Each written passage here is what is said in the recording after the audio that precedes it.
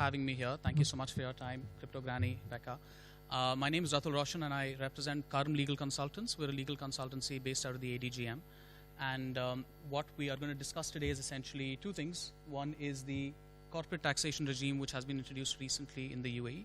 But more importantly, and I believe something that is of more interest to the gathering generally, is the VARA and regulations around digital assets here in the UAE. So could we go to the next slide, please? Next slide. Next. We only have 20 minutes, so I'm just trying to save on time. So yeah, as we would have heard, there's a lot of chatter around how the UAE has now changed its nature from a completely tax-free jurisdiction to a jurisdiction which will now impose some sort of corporate tax, right? And that taxation slab or that percentage has been set at 9%, which is one of the lowest in the GCC, barring probably Bahrain is the only one which has a lower taxation rate.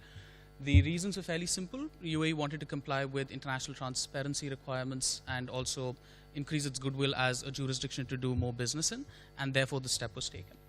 The lowest corporate income tax rate within the GCC, barring Bahrain, which is at 9%, and the implementing authority is the Federal Tax Authority, which will be responsible for the administration, collection, and enforcement of the UAE corporate tax. Next slide. So the scope of the corporate tax is federal, insofar as it is applicable to all businesses and commercial activities operating within all 7 emirates, which means that it is not specific to a particular emirate. It's fairly agnostic. It is a UAE-wide corporate taxation system. There are some exemptions. The exemptions are covered in this slide and the next one. The first one, of course, is if you're in the business of extraction of natural resources. That's number one. Personal incomes are exempted, personal income involving salary, investment income, so on and so forth, and businesses registered in free trade zones. This is one of the important exemptions because this is a question that comes to us very often. What happens if I'm registered in an FTZ? Do I still need to pay tax? So from what we know right now, and unless the executive regulations speak otherwise, if you are registered in a free trade zone, you would not have to pay corporate tax. Next slide, please. Certain other exemptions are there as well. Dividend incomes, capital gains, profits from group reorganization, intergroup transactions, so on and so forth. All this is technical stuff, so we can probably just skip it. We can go to the next slide. Right, so this one standard threshold is fairly important. Even in the UAE mainland, not all businesses are going to be subject to corporate tax uniformly. You need to cross a certain threshold, and that threshold is set at AED 375,000 in annual taxable profits. This is not revenue. I'd just like to reiterate that. This is entirely profit. So if your profits are less than this threshold, you don't have to worry about the payment of corporate taxes. However, if it is more, then the latter two bullet points are what would be slightly relevant to you. You could be caught under the BEPS, or you could be caught under the annual taxable profits slab, which is over 375,000 AED. Right, free trade zones, we've already spoken about this. They will be either subject to zero tax or they will be given an exemption. However, registration requirements, filing of claims would still be a requirement just for compliance purposes. Right, and now coming on to the more important bit, something that I anticipate the room's going to be a lot more enthusiastic about, is the digital assets regulations in the UAE. Could we go to the next slide? So the first one, of course, okay, this is a general overview. The users in the MENA transacted USD 566 billion in cryptocurrency between July 2021 and June 2022. Now, I don't have a percentage for this, but I do have a percentage for the year ending 2021, and that was 7% of the global transactions around cryptocurrencies happened in the MEASA region, which is Middle East, Africa, and South Asia. And that's a big number, right? And it's constantly growing. We have taken significant steps. The UAE, I'm proud to say, is one of the only few jurisdictions in the world which has a regulatory framework to govern cryptocurrencies and digital assets generally and digital asset services, and B, it has multiple regulators which have come forward to regulate with a certain amount of clarity different legs and angles of the virtual assets ecosystem. Sorry about that. We'll go through all of these regulators one by one, and I'm happy to take any questions as we go. Next slide. Just going to try and get this out. Lovely. So what we have is we're looking at multiple regulators here in the UAE, right? We're not talking only about the VARA. The VARA, we need to understand, is a Dubai-specific regulator at this given point of time. Tomorrow it may expand to become a UAE-focused regulator, but we really can't say anything about that right now. But what we need to be alive to is that there are several other bodies that can be approached depending on the particular service, the particular token, the particular activity that you want to do. The first, of course, is the CBOE, which is the monetary regulator of the UAE. It's a central bank of the UAE. It has a very limited remit that we will discuss. It deals primarily in payment tokens, which are tokens which are backed by one or multiple fiat currencies. This means that if you want to launch a virtual asset which is not backed by a fiat currency, probably the CBOE is not your go-to. We also have the ESCA. The ESCA is something that we've discussed in the other slides, but it's the securities regulator of the UAE. It is also a federal regulator and therefore has a lot of importance. However, the ESCA, the way it stands right now, is in the process of revamping its regulations, and therefore no license has been issued right now, which leaves us with, of course, the VARA, something that we will spend some time on, the ADGM, and DMCC, right? These are the, so to say, active jurisdictions at this given point of time. Depending on the kind of service that you would like to provide, you will go to one of these three regulators. Could we go to the next slide, please? Next slide. All right, so the regulatory framework of the VARA. What is the VARA? Who is the VARA? And what does it do? These are three of the most common questions that we get asked as lawyers in the UAE, right? First, we need to understand that in terms of regulations, there are only two pieces of paper that we have around the VARA that tell us what exactly the VARA is, what it can do, and what it can't do. The first is the Dubai Virtual Assets Law, which was passed in February, I was correct, February of 2022. The idea of that regulation is basically to tell us that the VARA has now been instituted. There are certain things that VARA regulates. These are the contours of its regulatory capacity, right? It regulates virtual asset services only in Dubai, as I've mentioned earlier. So let us not confuse it with a regulator that is applicable throughout or which has its ambit expanding throughout the UAE. That is not the case. Now, the DVAL paved the way for the establishment of the VARA, which is an independent regulator authorized to exclusively regulate virtual assets and VASPs. Next slide, please. Now, if you go to the VARA, why will you go to it? So you look to Article 16. These are the services that VARA can regulate. And this is like a section of prime importance for anyone who's interested in this space, right? So what can you do if you get a license from the VARA, or what sort of a license can you try to get from the VARA? It's virtual asset platform operation and management services. Again, it's a broad scope, which means any sort of operational management services around virtual assets can be included there. Now, as lawyers who have some experience in the field, the first bullet point that you see can be interpreted fairly widely, which means that if your service does not necessarily fall under any of the other bullet points, that's a good thing. We can still fit you in the first one. Exchange between virtual assets and currencies, whether national or foreign, colloquially known as an on-ramp or an off-ramp. You want to give in USD AED and you want to get BTC against it. So that's the first service. The second is exchange between one or more forms of virtual assets. That's fairly simple. Swapping, you want to trade one virtual asset against the other. Want to give in BTC, get ETH, colloquially known as, it could be an exchange, it could be a trading floor, depending on which jurisdiction you're talking about. But that's the whole and soul of point number 3. Transfer of virtual assets. Again, fairly broad. The way we interpret it could be simple transfer, P2P. It could be remittances. It could even be payments. Now, that's a great thing because globally, there is no regulation, there is no license specifically for crypto-backed payments, which has caused some hurdles across all jurisdictions. There is the technology for it. We do have clients who come about and say, I want to enable payment gateways for virtual assets, but how do I do it? And our answer always is, it is a regulated activity ultimately because it's payments. So you will have to take some sort of a license somewhere. But the problem starts that there is no license. So hopefully, when the executive regulations of the VARA come out, we will have some clarity on those things as well.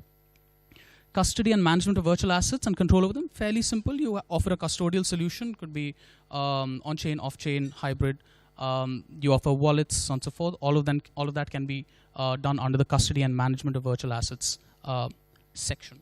Virtual assets portfolio services, very similar to digital assets management, asset management services, and plus. I wouldn't just restrict it to that. There's definitely some scope for creative interpretation there as well. Virtual token offerings and trading services. Fairly simple. You want to issue a token, you take a license, you be regulated by the VARA, and you're able to issue a particular kind of virtual token. At this point, I'd just like to caveat, as opposed to some other jurisdictions where there is a clear demarcation of the different types of virtual assets, the VARA has not given that distinction in the founding law as yet, but we do anticipate this clarity to come about when the executive regulations are passed. Next slide, please. All right, recent developments. Now, we know what the VARA can do, but what has the VARA done up until now? What they're running right now is essentially a minimum viable product program, which means that you take your project to the VARA, you show it to them, you demonstrate it to them, and they will either accept you into the cohort, or they will say, probably, please try again. Or when we open applications for everyone, then please try again. Once you get the MVP, you're allowed to offer your services in a limited capacity to people within Dubai. And after that particular phase ends, it can be expanded across several other jurisdictions as that particular license would allow you and the target jurisdiction would allow you. So this is to say, if you want to offer your services in XYZ jurisdiction, which does not have its own regulations, it may be a good idea to explore whether a VARA license will be able to allow you to provide services in that particular jurisdiction. I would also like to caveat that it is fairly revolutionary in that there is no other jurisdiction that allows for licensing passporting right now. And what that means practically is that you can get a license from one place, and if the VARA recognizes that jurisdiction and that jurisdiction recognizes the VARA, you don't need to take another license in that jurisdiction. This is one of the biggest problems some of our clients face, that they end up taking 12 licenses to run an exchange. It's the same exchange, it's the same piece of software. It's just that the target jurisdiction requires you to have a separate license. So they end up spending the same amount of time, energy, money, manpower 12 times, 13 times, which is not great by any stretch of the imagination, right? Now, amongst other things, the VARA has been entrusted with the responsibility of issuing executive rules under the DVAL, and this will talk about the licensing process, costs, capital requirements, conduct of business obligations, so on and so forth. But what's interesting to note here is that if you go to the VARA with an MVP, they will give you comprehensive licensing requirements. They will give you some sort of clarity on what is the documentation you need to provide, what are the disclosure requirements, what are the capital requirements, so on and so forth. So it's not a public document yet, but if you go to the VARA and you want to participate in the MVP, it's definitely information that they will give you. They have also issued an administrative order around marketing guidelines, which essentially means that if you want to provide a virtual asset activity of any sort in Dubai, in the Emirate of Dubai, you will have to take some sort of a permit. If you're not already regulated by the VARA, you have to take a permit. If you're regulated by the VARA, then of course you will comply with those regulations. Before we move on to the next slide, I'm fairly proud to say that we're representing around 6 entities before the VARA at this given point of time. We have successfully secured 1 MVP. Some of our clients are, without taking any names, 5 of the 15 biggest exchanges in the world. We have advised them or helped them get licensed or are in the process of getting them a license in some way or the other. So we do have some experience with the VARA. Next slide, please. Mainland UAE, right? Here, as I've spoken about earlier, there are 2 federal level regulators that we need to look at. The first is the ESCA, the Securities regulator, and the second is the CBOE, which is the monetary regulator. The CBOE is, okay, I think we'll go to that on the next slide, but let's just go to the next slide because the information's all there. All right, so the regulatory framework for the central bank of the UAE, right? There are 2 regulations that we can look at when it comes to the CBOE. One is the Retail Payment Services and Card Schemes regulation, and the other is the Stored Value Facility regulation. So if you want to provide a retail payment service, just giving you an example, you want to run a payment aggregation platform, a merchant acquisition platform, a payment token issuance service, then you go under the RPSCS regulations. There's a very clear 4-fold licensing category. The capital requirements are not very high. I think we're at our 6th RPSCS application at this stage as a firm, and all the process has been moving fairly quickly. Now, what's great is that the CBOE has limited its remit very clearly. It says that I will only regulate a token if it is backed by fiat, right? And that is ideally what is the remit of any monetary regulator globally. They don't want to overstep, and in that way, I think it's commendable that the UAE has, like the CBOE and therefore the UAE has that sort of clarity, because globally it's been a mess, very honestly. What that means is that if you want to provide certain services in relation to payment tokens, or you want to issue a payment token, that you can do it by procuring a license under the RPSCS. Now your question would be, what exactly are these services, right? And these are all listed in the second last bullet. It can be payment token issuance, which is you want to issue a token, payment token buying, payment token selling. You could merge these two. It falls under the same category. You can merge these two to probably run an OTC desk if you'd like to, colloquially as it's called, or deal as a principal as it's legally called. Facilitating the exchange of payment tokens. You want to create a trading floor where people can exchange one payment token against the other. That's a service that you can provide with this license. Enabling payments to merchants and or enabling peer-to-peer payments, which is great because it's probably the first reference that we have read about a payment solution powered by crypto on a license being tailored specifically for it. So kudos to the CBOE for that far-sightedness, definitely. And custodian services, fairly self-explanatory. We don't need to get into it. What's also lovely is that the SVF regulations, also what you would colloquially call as a wallet, is there are regulations in the UAE which govern the issuance of such instruments as well. And what is stored in that particular wallet, the legal term used for that is money's worth, right? And more colloquially, you can call it value. And very fortunately, the expanse or the ambit of the term money's worth has been defined very widely, which means that crypto assets and virtual assets are also included in money's worth. And therefore, if you get a license under the SVF regulations, you can issue a wallet perhaps that can store crypto assets and virtual assets. Next slide, please. Right, so the regulatory framework of the SEC, we won't spend a lot of time here. There was a regulation in 2020, following which there was a guidance in 2021, but absolutely. I've been going fast for that particular reason. Sure, so there was a regulation in 2020, there was a guidance in 2021, there was a lot of ecstasy in the market that, finally the ESCA is going to come out with a regulatory framework. We will be able to get licenses and provide these services in the UAE. But unfortunately, that entire regulatory framework, that matrix has gone under a revamping process at this given point of time. As it stands right now, the ESCA has not issued any license. So the ESCA may not be, till it comes up with its revised regulations at least, may not be a go-to regulator. Could we go to the next slide, please? And the last, of course, is the DMCC. Now, what you need to understand is that the DMCC is probably one of the most common names that comes up when you talk about virtual asset services. And that's because they are fairly quick, they're very prompt, they're very effective. But the services that you can provide with a license from the DMCC are primarily unregulated financial or non-financial services. So you can't do a payment-related service out of the DMCC. But what can you do? You can do proprietary trading in crypto commodities, which means that I, as Ratul Roshan, want to open up a company and I want to make money out of it. It is by way of business that I make money out of trading cryptocurrencies. So I take a proprietary trading license. Some creative interpretations out there as well, but that's what the license was initially meant for.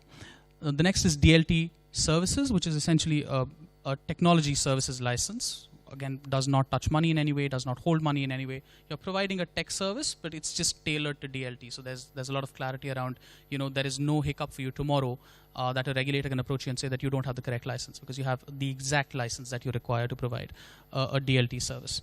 Metaverse service provider, NFT e-marketplace, and proprietary crypto mining. These three are the latest entrants, and they're also unprecedented in the region, if not in the world.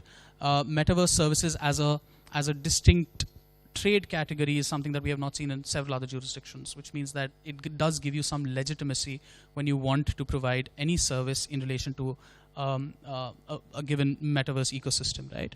NFT e-marketplace, very similar. You want to establish an NFT marketplace, and you can list NFTs there. You can probably have some in-game, ecosystem tokens released there as well. That's something that the NFT e-marketplace provider license will allow you to do. Proprietary crypto mining, of course, you want to, again, by way of business, mine cryptocurrencies and earn money out of it. So you have a specific license to that effect as well. And I think that's about the end of it, right? Can we go to the next slide? I think that's going to be... Wow, okay. Go to the next one. Next one. We have 5 minutes left. Okay. The Abu Dhabi global market, right? So there are several documents there are several laws that have been released that talk about the regulatory framework in the Abu Dhabi global markets. Of course, the first is the FSMR, which is the traditional 500-page document that you'd have to go through. But the FSR has been fairly kind. They've released certain guidances for us, which talk about how you can release a virtual asset into the ecosystem. If you want to launch a digital security, what exactly is it that you need to do? And if you want to release a virtual asset, which is not a digital security, what is it that you need to do? Can we go to the next slide? We'll have to rush through this a little bit. Just next slide. these are the distinct kinds of virtual assets that the FSMR and the guidances that we've spoken about talk about. There's a five-fold kind of nomenclature. Digital securities, which is any traditional security which is also treated as, which is tokenized, and therefore you'd call it a digital security. Virtual assets are cryptocurrencies and digital assets which do not qualify as digital securities or any of these other kinds of tokens as well. Derivatives and collective investment funds treated very similar to digital securities. The entire process for the launch, for the release, for the issuance of these tokens is in the FSMR itself. Utility tokens are tokens which are used for a specific purpose within a particular ecosystem. They are not regulated, but you do have to disclose them to the FSRA. And fiat tokens are tokens which are backed by by fiat currencies, and the licensing there is very similar to the issuance of an e-money service. Next slide. All of this is detailed. We can skip it. Go to the next slide. And the DIFC. Next slide. Right. So the regulatory authority in the DIFC is the DFSA, and the regulatory ambit of the DFSA is fairly more limited than the ADGM. You can provide a lot more services outside of the ADGM than you can from the DIFC. The DIFC only recognizes investment tokens, which is very akin to, which is similar to security tokens as you would colloquially understand them. Now, this is also a fairly recent development. There are regulations, there is clarity around how you can issue a particular kind of digital security from the DIFC. If you want to do a public offering, it's a separate process. If you want to do a private placement, it's a separate process. But the first level, of course, is the assessment of the nature of that token and which kind of digital security it would qualify as, and then you'd follow the relevant issuance process. Next slide.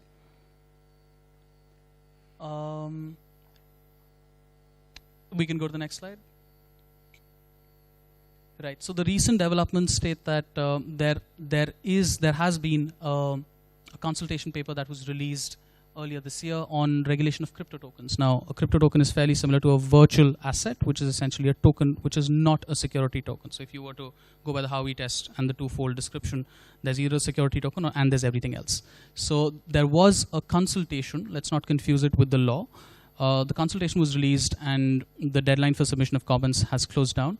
What we anticipate coming out of this particular consultation is a regulatory framework that would govern cryptocurrencies, hybrid utility tokens, and asset reference tokens, which is very distinct from how the ADGM has approached this entire matter.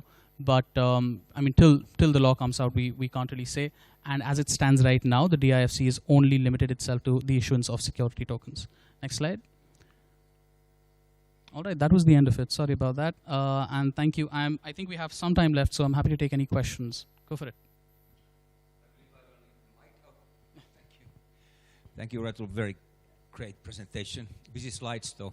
Can you send the slides to us if you want? Yes. Thank you. Yeah, this is quite confusing because I'm not the legal expert, but need to understand one particular thing. When you're talking about decentralized ledger technology and the platforms, quite many of them, of course, smart contract platforms, and you can position yourself as a validator, which means that if you're a validator on the platform, it generates you the platform token. Okay. So if I'm in this position, I'm in UAE, is this crypto legal or illegal? So there is no, I would not go so far as to say that a particular crypto is illegal. There's no such thing as an illegal crypto. It's just that to be able to provide a cryptocurrency that deals with the traditional financial market, you need to have a particular kind of license. So for instance, we have a game, like you and I, we launch a game, and you have done some development work for me. There is a function as a validator that you serve. And I give you a token, but you can use that token only within that ecosystem. That would qualify as a utility token. I don't need a license for it. Right? But if, for instance, that particular token is listed on an exchange, you can buy and sell it against certain other virtual assets. Then the possibility is that the regulator is going to ask you to take a particular license for it. It's unregulated and it should be regulated. Illegal means that you would be fined for it. But at that given point of time, probably the regulator is going to approach you and say, hey, why don't you get a license for it? Yeah. Thank you, Ratul.